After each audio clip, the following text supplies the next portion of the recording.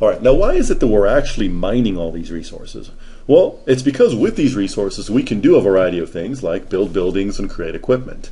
If you're curious about the things that you can build, you can click on the Ref button right here, which brings in the in-game encyclopedia.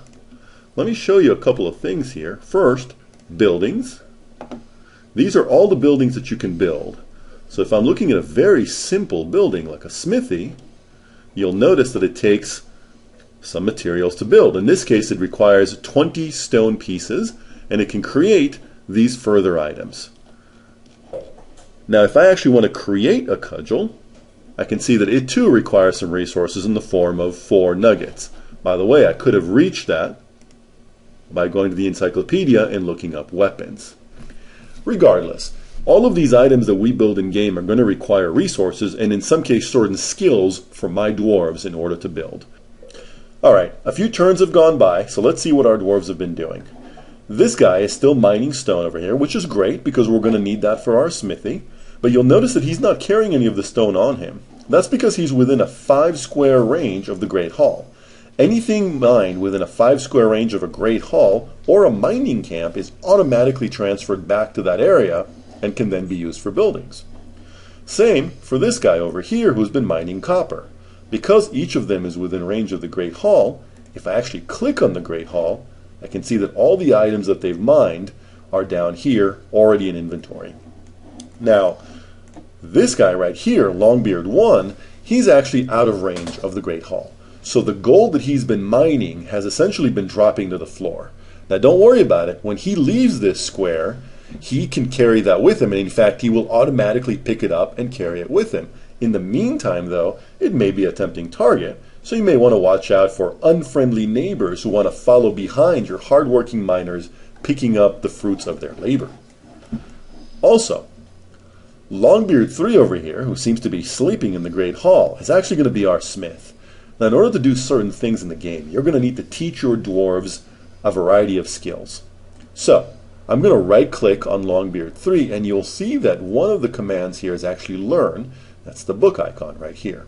If I click on Learn, I'll get a drop-down with a variety of skills I can learn. Now, Longbeard 3 has 0 skill points, which means there's very little he can learn right now. You learn or you get more skill points by performing activities such as mining, building, a variety of activities that can give you skill points. In this case, though, the only skill that costs 0 skill points in the game is smithing.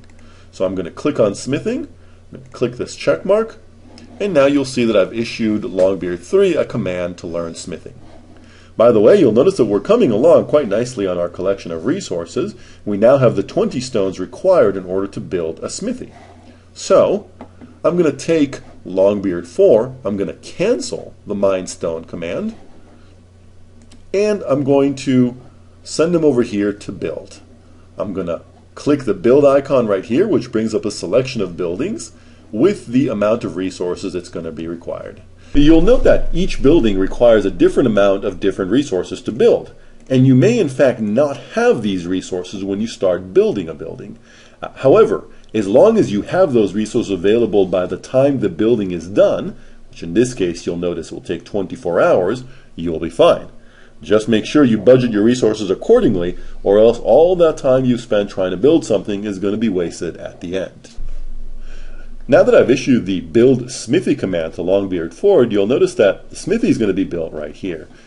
Strategic location of your buildings is very important. You want to mine resources within a 5 square range if you want them automatically provided to the Great Hall. You also want to build within a 5 range, or else the dwarf will have to carry the resources with them to this location. There's a variety of strategic concerns, and you'll learn more of them as you learn about your buildings. Just keep in mind that location, location, location is true in real world, and it's true in Dwarrowdeep.